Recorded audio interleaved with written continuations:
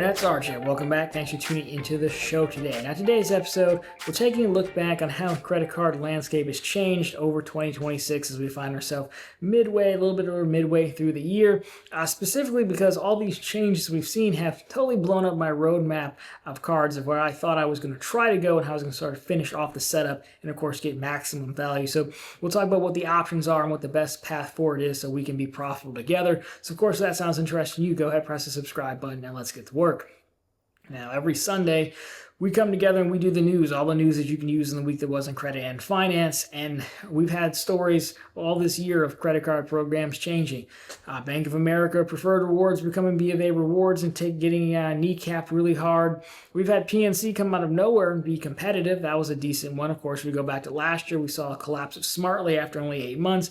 The City Custom Cash got finally done in. The AAA Daily Advantage lost its Walmart perk. The Kroger card is now MIA. I'm sure there are others, but you get the point, right? We come into the year with a plan of what you're going to do, and all these changes sort of upend that. And it's a really interesting situation because after wandering the wasteland of denials for quite some time, I'm back now. I'm at 324. So Cliff Notes version in 2024, I'd apply for anything I could get my hands on. I really just don't care. Money is money. Why not? We take credit inquiries like Skittles. However, I don't care, but the banks have all started to care. And so a week or two ago, we put a video out about, how to best evaluate if a card is worth getting or not in these times where banks do care. And so we've got that one out. This is almost a part two of like, okay, well, now where do I go with those criteria being at 324? So we take a look back at it and the cards I do have. I'm predominantly a cashback player in case you're new here again. So I don't want the annual fee cards, just cash and carry cards. The good news is I have the majority of my setup, I think, finished. If you take a look at it, we're not going to go through the whole thing, but we'll just spot check it. You can see on screen, the cards I have in the category that they go to. And of course, yours might look different. There's definitely some categories I don't have, but I don't really have streaming. I don't pay for streaming services, so I don't have that. Transit with the autograph, for example, is fairly low at 3x, but I really try to avoid my ride shares and things of that nature. So the places where I spend the most at are covered off with a 5x, or I guess now that the Bank of America changes, a 4.5x. So between 4 and 5x, we're pretty covered off there. So being at 324, what do I want to do with these last two slots? And the reason I'm going to assume 524 is because there's a great irony here that, Chase's famous rule, 524, 5 new credit card accounts open in the last 24 months, you're going to get denied. The great irony is that rule always struck fear into folks' heart, and it drove a lot of decisions to stay under 524 for Chase. And the irony that we speak of is now Chase cards aren't really good. It's by design, I think, but it's an argument for another day. Everyone else's cards are good. Citi, Wells Fargo, kind of sort of US Bank. But now they all care about, we don't know specifically if it's 524. It's a lot of inquiries and new applications. But for argument's sake, let's just say it's 524, right? So really that means you have to pick your spot because we're looking at, if we keep with 524, you get to 524 and then you're back into the wasteland of denials for 2 years, give or take, until you open back up more slots. So on one hand, you have, in my opinion, you can keep getting keeper cards. The catch with keeper cards, again, for me, is generally they're low intro offers. So, the Cash Plus that I just picked up few months back, $200, not really much to move the needle, but it is a keeper card versus something that I just got like the Sapphire Reserve Business, which is, again, it's a business card. Business cards generally don't count to personal credit, so we'll talk more about that and how that comes into play. But 200,000 point intro offer is significantly higher, 2,200, right? A little bit different, but I don't think that's a really good product, so I'll be churning it, just canceling it in 1 year's time.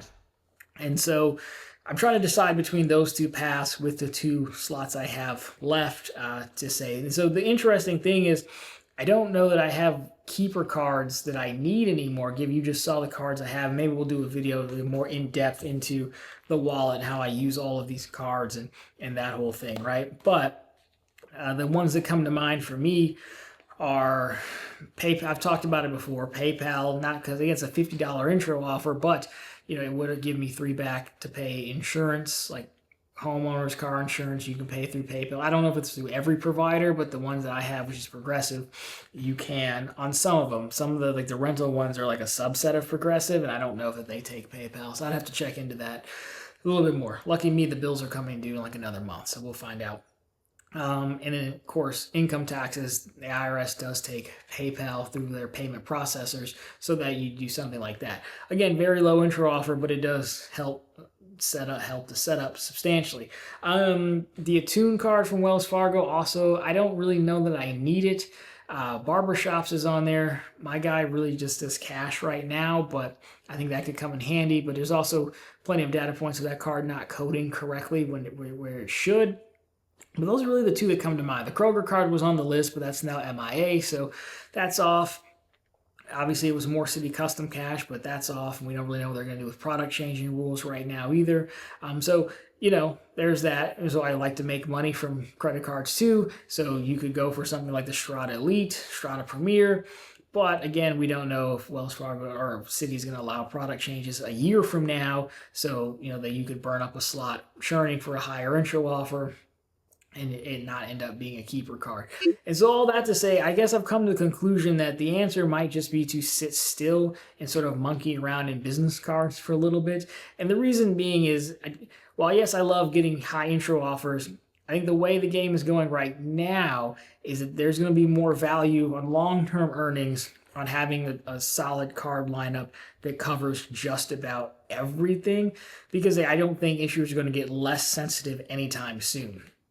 We've seen the golden days come and gone, not forever. I'm not doomsday person. I'm not doom and gloom. They will come back, I believe, as I've said, leadership change, sales goals change, things like that. But we've seen Chase, open up the floodgates for the ink cards, and now we've seen them add once per lifetime rules to them. But they play around with the rules where it suits their needs, as well they should. It's their product. But for right now, the foreseeable future, I think it's going to be a little bit tougher to come by. So approvals, especially that 2024 clip where I was making like $9,000 from credit cards and applied for like 20 something cards that year and got approved for them, So I think having a solidified setup to cover most things is going to allow you to maybe earn less money but more consistent money for a while. And so I think the answer is, that's why I think it's kind of sit around, because we don't really know what's going to happen. I believe Citi will come back for the custom cash and kill them off fully at some point. Not this year, but like next year. I think it'll be one of like those Strata, the regular Strata card. It was the Rewards Plus, and they kind of force change everyone over to the Strata. I just don't think they have anywhere to put that many custom cash cards yet. So they'll probably come out with another card maybe and then force change those. And if that were to happen, well, then you want some flexibility. And granted, I do have flexibility built out in this. I mean, I've got 3 Bank of America cards that I can change over to cover my custom cash cards, being dining and gas if I wanted to. So there's that. I was going through and canceling some cards I no longer need to try to get my available credit down, which generally looks better on applications, not have a ton of unused credit. And I was going to cancel the Discover card, for example, but I was like, this might come in handy if we start losing some cards like the Cash Plus. The thing that benched all these Freedom cards you see up here at the top and the Discover card is custom cashes and these Bank of America cards for me. So I kept them because they might come in handy. We just don't know what they're going to do. I don't know anything. I hope they leave it the same, but one would think they can't go on with people having 3, 4, or 5 of these cards. That's just an example. We could see other rewards programs change as well. It's easier for them to change the more others change, right? So I guess the answer that I've come up with is, one, as we just said, having a solidified setup is priority, which I think I've done. I think for me, at least in my categories, again, you might have different categories, which is totally fine. The ones that I have that I could maybe look to bolster up a little bit, like transit, for example, is really so low of a spend for me that it's really not that big of a deal. I still have some optionality left in how I use the Bank of America cards and the category cards, but I'd rather have leave those last 2 spots open in case I need them for something, in case something comes up or something changes. I don't know what that something is, but it gives you the optionality. When Smartly ended, I got lucky, and lucky, I mean, it's not really that dramatic, right? But back when Smartly ended, I was using it for 4%, and then they said it was going to end for me because I got the bad letter, then I was like, oh, I need to go get another Bank of America Unlimited Cash because I could get 2.6% at the time versus just 2%. And luckily for me, Bank of America has a 7 and 12 rule, so I just got under to get that. But it's the point being of that story is it's very frustrating and annoying to not be able to get the tool you need when you need it because you're over. So for me, I think the answer, keep that optionality open at 324. And then monkeying around in business cards. I picked the Sapphire Reserve business up because I still had my business checking with them, partly for referrals, partly because I was waiting for this high offer. It's 30 grand in spend, which again, Q3 for me is a very expensive quarter, as we said, with all these property taxes coming due on 3 houses, homeowners insurance on 3, some other things. I won't bore you with the details. They're just regular everyday bills. We're not buying gold watches here, but anyways, 30 grand in spend will take me some time to get through even with those large bills, so even if I wanted to apply for something else, it would be unwise while you're still working through 30 grand. They do give you 6 months, so that's part of it. It helps keep me in check, satisfies the itch, I guess you could say. Plus, it's a high intro offer. It counts as an inquiry, but it won't count towards personal credit. And then after that, the other 2 on my list would be the Amex Business Graphite, which I could look to do next year maybe when we're a summer-winter county, so we have summer taxes and we have winter taxes, so winter's cheaper, but I could look to do the Graphite Business or get a Wells Fargo Signify card if I can tie that in with a business checking account. Those are the 3. They take longer spend runaways. Might keep me satisfied. Will keep my optionality open in case anything changes. The other thing I thought of was and what I did in 2024 was just put up a bunch of shots back to back to back to back. So I was talking to a buddy in Discord. He was like, I'm surprised you're finally 324. It's like, well, it took forever, but when it finally happened, so many of those accounts fell off at the same time because I was just putting them back to back to back. Back then, I was applying for anything.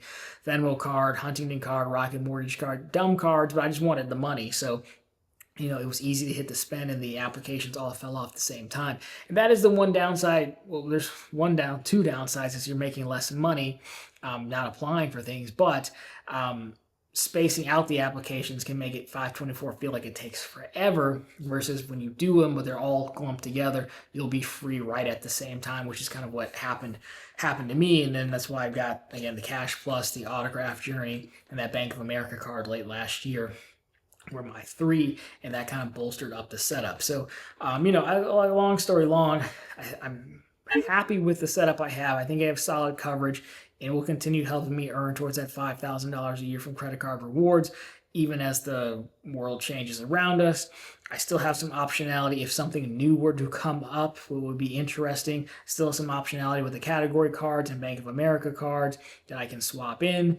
And of course, I still have we're assuming 524, I still have my 2 open slots that I can get to. And I still have some business cards that will take significant amounts of spend and will almost force me to pace myself anyways. Significant earnings. They're going to take a while, but they also won't count towards burst. That's also assuming I can get approved for the other 2. Amex might be hit or miss. I don't use my Amex business cards at all. Wells Fargo's probably yes if you're keeping your inquiries low and you pair it when you open a business checking account. I'd take a look at the terms and see when I can churn that one again. And of course, there may be some other cards that pop up here and there, high offers on the business side, but for me right now, I think those are the 2 paths forward I see. And I'm going to, I guess, the anticlimactic answer is I'm just going to sit still and monkey around in business land. But, I think about this a fair amount, probably too much, and I thought others might be debating this same thing. So that's my revised strategies. Just sit still, do some business offers, keep my options open, and hopefully that I've spent this many years building a solid setup, I can keep earning on categories until they eventually try to change everything. But again, it's not doom and gloom. I think we'll be fine. So anyways, there you have it. this is like the coach says, we're going to go in at halftime and make the adjustments. We've just made I told you what the adjustments are, unlike most coaches who just say make the adjustments and walk off. So let me know your adjustments down below if you made any, or are you still standing strong, holding strong. I'd love to hear your thoughts either way. And if you got any recommendations of keeper cards I'm not thinking of, by all means, just make sure they are free and earn cash, and I'm all ears. But anyways, guys, that'll do for this one. So of course, if you liked it, drop me a thumbs up down below. If you found it particularly interesting, consider subscribing to the channel. So we're posting content just like this every single week. And of course, right back here every Sunday with all the news you can use in the week that was in credit and finance.